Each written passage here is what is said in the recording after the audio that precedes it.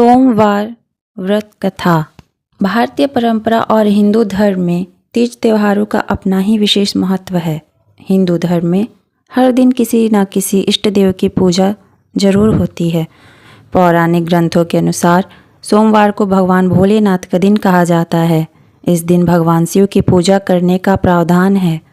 भगवान शिव को प्रसन्न करने और उनकी कृपा पाने के लिए सोमवार का दिन सबसे उपयुक्त होता है। सोमवार के दिन विधि पूर्वक पूजन अर्चन करने से भगवान भोलेनाथ अपने भक्तों की मनोकामना जल्द पूर्ण करते हैं। सोमवार का व्रत मुख्य रूप से विवाहित महिलाएं अपने वैवाहिक जीवन को सुखी बनाने के लिए और अविवाहित कन्याएं सुंदर वर पाने के लिए रखती हैं। ज्योतिषों के अनुसार सोमवार व्रत 4 प्रकार से किया जाता है। आमतौर पर शिव भक्त प्रति सोमवार व्रत, प्रदोष व्रत, सावन सोमवार व्रत और 16 सोमवार व्रत रखते हैं। इन सभी व्रत से भोले भंडारी जल्द प्रसन्न हो जाते हैं। इन चारों व्रतों के लिए शिव जी की विधि पूर्वक पूजा की जाती है और व्रत कथा पढ़ी और सुनी जाती है।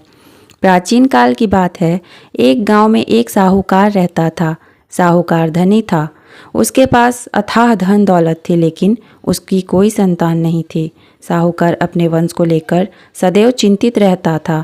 साहूकार भगवान शिव को प्रसन्न करने के लिए सोमवार को व्रत रखता और व्रत के दौरान वह विधि पूर्वक शिव पार्वती की पूजा और शाम को शिवलिंग पर दीपक जलाता था।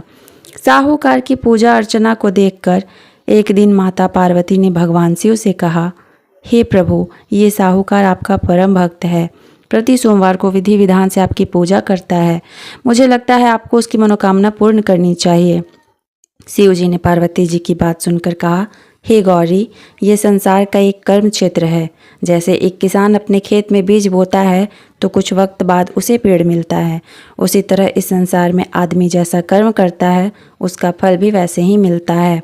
लेकिन माता पार्वती ने भोले भंडारी से दोबारा आग्रह किया और कहा कि हे नाथ, फिर भी आप इसकी मनोकामना को पूर्ण कर दीजिए।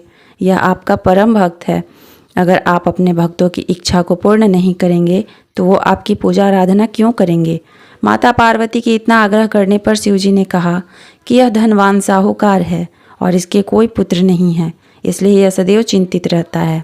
हालांकि इसके भाग्य में किसी संतान का योग नहीं है, परंतु आपके आग्रह करने पर मैं इसे पुत्र प्राप्ति का वरदान देता हूँ, लेकिन इसका पुत्र केवल 12 साल तक ही जीवित रहेगा। मैं इससे ज़्यादा कुछ नहीं कर सकता हूँ। एक रात्रि शिवजी ने साहूकार को स्वप्न दिया और बताया कि उसको जल्द ही पुत्र रत्न की प्राप्ति होगी, लेकिन उसका पुत्र केवल दीर्घायु नहीं बल्कि केवल 12 वर्ष तक ही जीवित रह पाएगा। यह बात सुनकर साहूकार न तो प्रसन्न हुआ न ही ज़्यादा दुखी हुआ। साहूकार ने पुत्र प्राप्ति के बाद भी पूजा अर्चना जारी रखी और कुछ दिनों के बाद साहूकार की पत्नी गर्भवती हो गई। उसने एक सुंदर बालक को जन्म दिया। बालक के जन्म से घर पर हर्षोल्लास का माहौल था, लेकिन साहूकार खुश नहीं था, क्योंकि उसे पता था कि उसके बालक का जीवन केवल 12 वर्ष तक का ही है और उसने किसी को भी यह बात नहीं बताई। जब साहूकार का बालक 11 वर्ष का हुआ तो साहूकार की पत्नी से बालक के विवाह की बात साहूकार से कही, लेकिन साहूकार ने बालक शादी से इनकार कर दिया और उसके एक शिक्षा के लिए काशी भेज दिया। साहूकार ने बालक के मामा को बुलाया और पैसे देकर उन्हें बालक के साथ काशी जाने का आदेश दिया। साहूकार ने मामा भांजे से कहा कि वह काशी जाते समय रास्ते में यज्ञ करते हुए और ब्राह्मणों को भोजन कराते हुए जाएं। दोनों मामा भांजे ने ऐसा ही किया।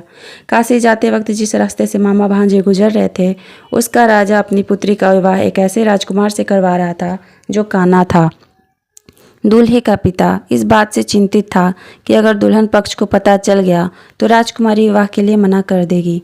इसलिए उसने जब साहूकार के पुत्र को देखा तो उसने सोचा कि मैं अपने बालक से स्थान पर तोरण के वक्त इस बालक को बैठा दूंगा और दुल्हन के पक्ष वालों को पता भी नहीं चलेगा। दूल्हे के पिता ने साहूकार के पुत्र को इस बात के लिए राजी किया और वह बालक राजी हो गया। इस तरह उस बालक ने दूल्हे के कपड़े पहन लिए, घोड़ी चढ़कर तोरण की रस्म को पूरा किया। तोरण के बाद फेरों की जब बारी आई तो दूल्हे के पिता ने फिर साहूकार के पुत्र से अनुरोध किया कि वह दुल्हन के साथ फेरे ले ले और विवाह संपन्न हो जाए। उसकी बात ढकी रहे। मामा राजी हो गए और विवाह समारोह भी निपट गया।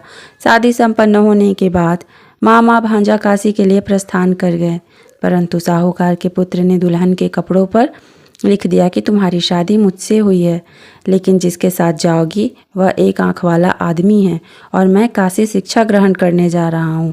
जब राजकुमारी ने यह बात पढ़ी तो उसने राजकुमार के साथ जाने से इनकार कर दिया और अपने पिता से कहा कि ये मेरा पति नहीं है, मेरे पति शिक्षा ग्रहण करने काशी गए हैं।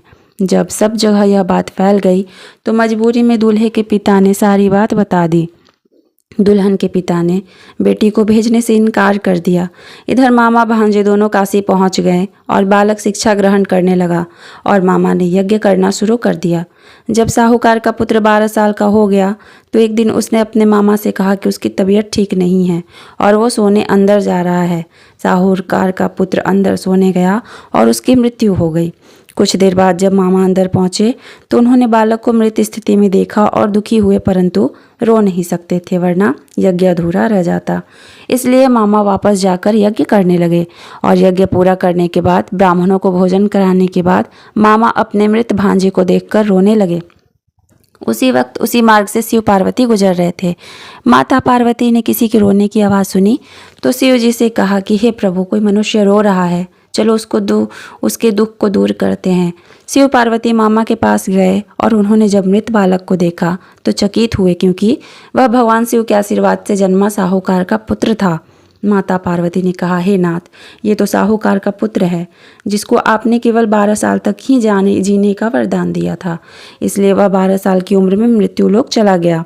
पार्वती ने मृत बालक को देखा तो दया आ गई और शिव जी से कहने लगी, हे प्रभु, आप एक बार इस बालक को जीवन दे दीजिए, वरना इनके माता पिता जीते जी मर जाएंगे।